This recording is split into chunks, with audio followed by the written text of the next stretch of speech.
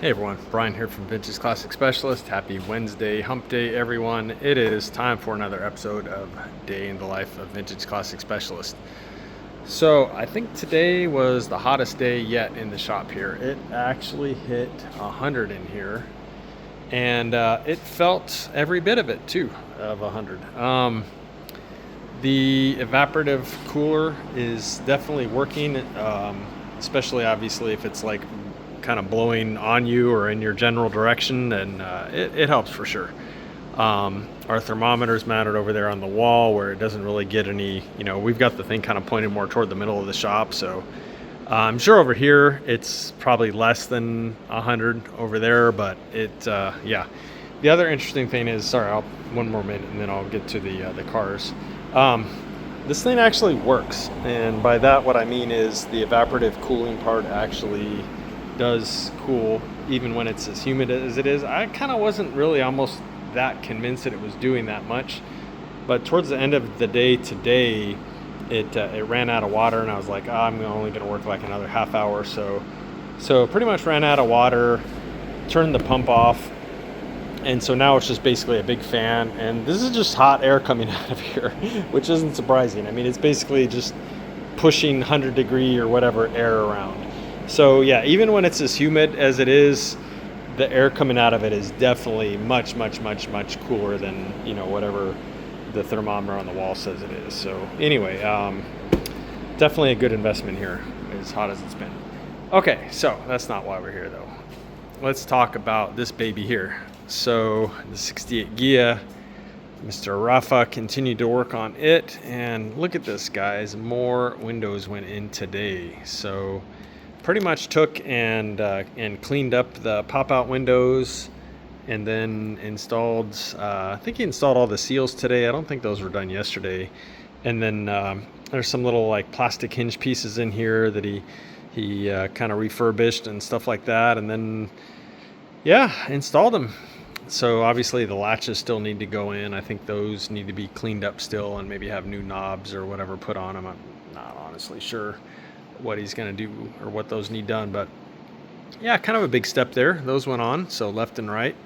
And then on the topic of window rubber, he also went ahead and installed the top rubber that goes against the window. So unlike on Beetles that have a frame around the window, of course on Ghias the window is just kind of freestanding and closes against the body.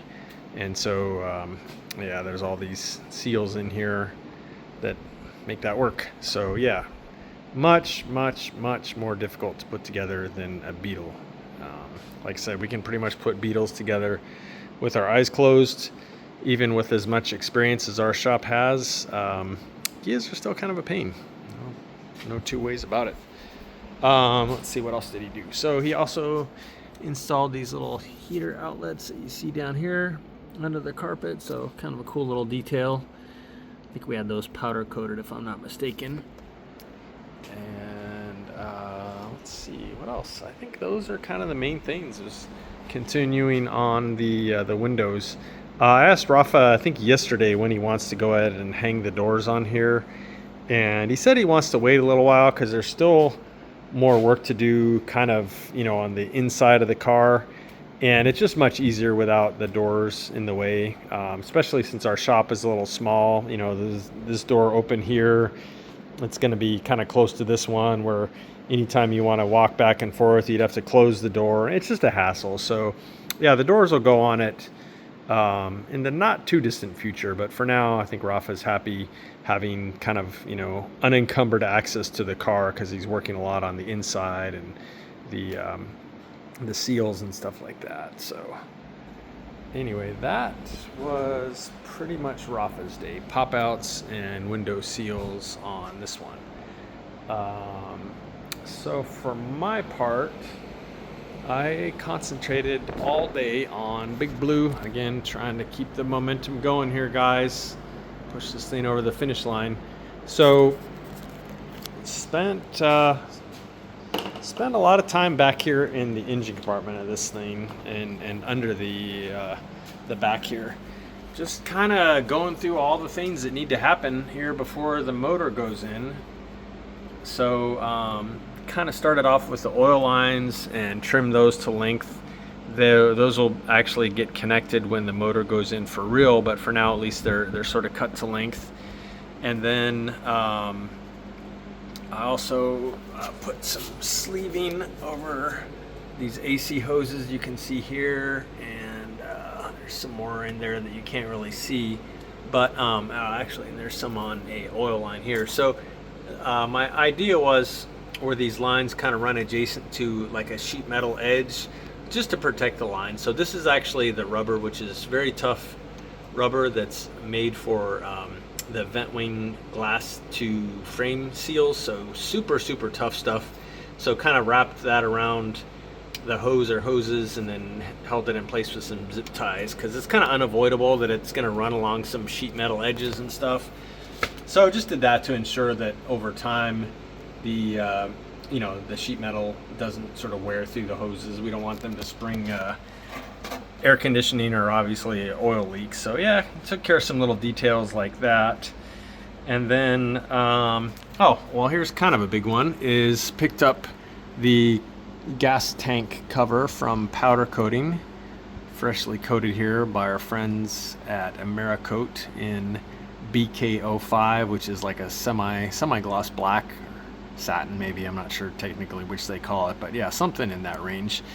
And yeah, I went ahead and dug out some hardware and installed that, so that's all on there now. The gas tank and the gas sort of compartment in there is all sealed up now. And then, another small thing here, just connected the fuel gauge, and then the fuel gauge ground is connected up underneath there behind this cover where you can't see it. And let's see, also under here I went ahead and got a new brass T-fitting right there for the brake lines, and then I formed the brake line that goes up over there that crosses over from left to right, and then likewise I went ahead and formed new hard lines that go from the trailing arm up to the wheel cylinders on both sides. So you see there's one, there's the other. Those ones are kind of a pain. They've got a kind of complicated bend in them at the ends, and they're a little bit of a hassle. Not too bad. And but yeah, so went ahead and made those. So the brakes in the back now are fully buttoned up. Everything's connected. Everything's tight. So back here, brakes are done. Still need to install a master cylinder and connect the front disc brakes on here, but at least back here, where the engine's going to go, I wanted to make sure all this brake stuff was done, because much easier to do than when there's a transmission in the way and axles and all that stuff. So went ahead and wrapped that up. Also went ahead and installed the front transmission mount. So this is the part of the mount that has like a rubber in it that has some give to it, and then there's a mating piece that goes on the nose cone of the transmission that bolts onto those two horizontal areas there. So went ahead and bolted that in, and it didn't really fit, so I had to grind on the chassis a little bit. Maybe I might have taken off like a millimeter or so, but yeah, parts these days, guys, you never know. Something that should be a 30-second job ends up being a 5 or 10 minute job, because things don't always fit. But anyway, it's on now, and so yeah, went ahead and took care of that. Let's see here, what else did I do? Oh, here's another little detail, is went ahead and installed the ends and the little boots and the little white part there that they call an adjustment nut, I think. Those are the cables for the heater boxes, controlling those.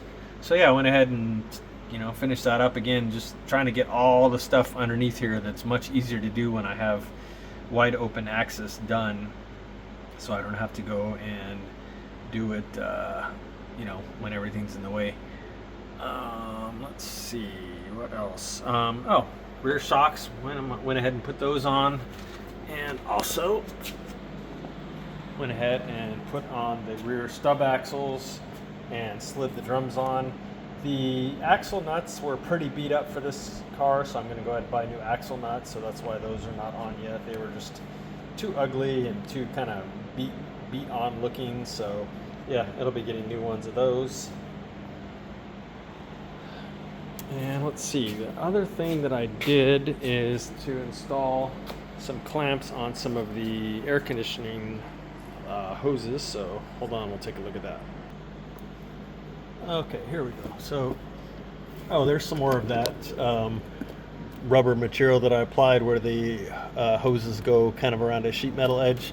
But anyway, yeah, so the large line, which is the number 10 line that goes from the compressor all the way up to the evaporator up front, that's this big number 10 line. So yeah, I went ahead and put in some clamps to hold that in place. You can see those there, and routed that all the way along here, goes past the condenser, and again just continued mounting it all the way up in here under the fender well, and then it runs over kind of along the beam over there. So I still got to finish up the routing up underneath there, but at least for now, up until, you know, say here, that one is done. And then likewise on the dryer, I installed a couple on it, so you see there and there. So that's all done now.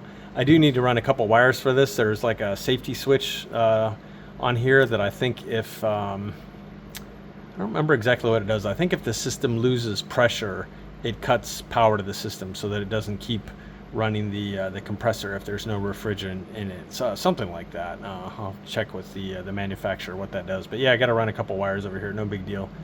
But yeah, again, you guys know how we roll around here, trying to run everything super neat and tidy, and, you know, make it look as factory as possible. Even though obviously these bay window buses, early ones like this, to my knowledge, never came with air conditioning. I'm trying to make it look like maybe it could have. So there you go.